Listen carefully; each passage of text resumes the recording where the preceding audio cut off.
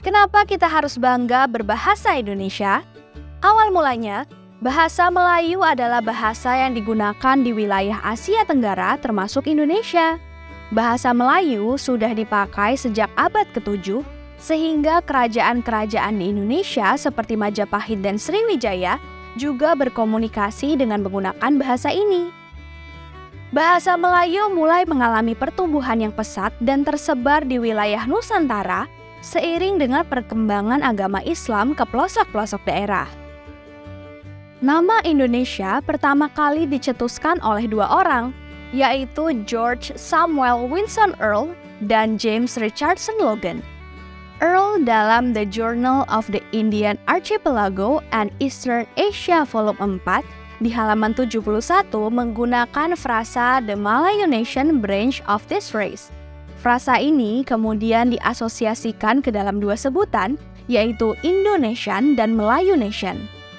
Earl memilih Melayu Nation sebagai bentuk penghargaan kepada orang Melayu yang telah lebih dulu melakukan eksplorasi wilayah sebelum orang-orang Eropa.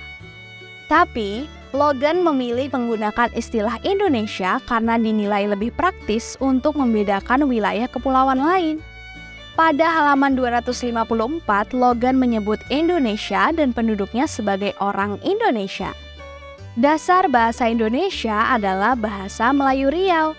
Lambat laun, bahasa ini banyak mengalami perubahan karena penggunaannya disesuaikan dengan bahasa kerja yang digunakan di lingkungan administrasi kolonial dan proses pembakuan bahasa dilakukan sejak abad ke-20. Bahasa Indonesia juga banyak dipengaruhi oleh bahasa serapan Sangsekerta, Tionghoa, dan Arab akibat aktivitas perdagangan dan penyebaran agama di Indonesia. Bahasa Indonesia kemudian disahkan sebagai bahasa persatuan pada Sumpah Pemuda di tanggal 28 Oktober 1928 dan selanjutnya ditetapkan sebagai bahasa nasional pada 18 Agustus 1945 setelah proklamasi kemerdekaan. Ada beberapa fakta seputar bahasa Indonesia yang perlu kamu tahu.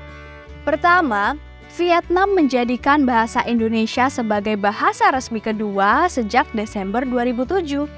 Bahasa Indonesia di Vietnam setara dengan bahasa Jepang, Inggris, dan Prancis. Lalu, bahasa Indonesia juga menjadi bahasa yang wajib untuk dikuasai oleh perwira militer Kamboja karena buku panduan serta taktik yang dipakai di Kamboja dibuat oleh perwira militer Indonesia. Dan bahasa Indonesia juga resmi digunakan dan diajarkan di institusi pendidikan di dunia, terutama di Australia, Belanda, Jepang, Korea Selatan, Timor Leste, Vietnam, Taiwan, Amerika Serikat, dan Inggris. Kini, kamu tahu.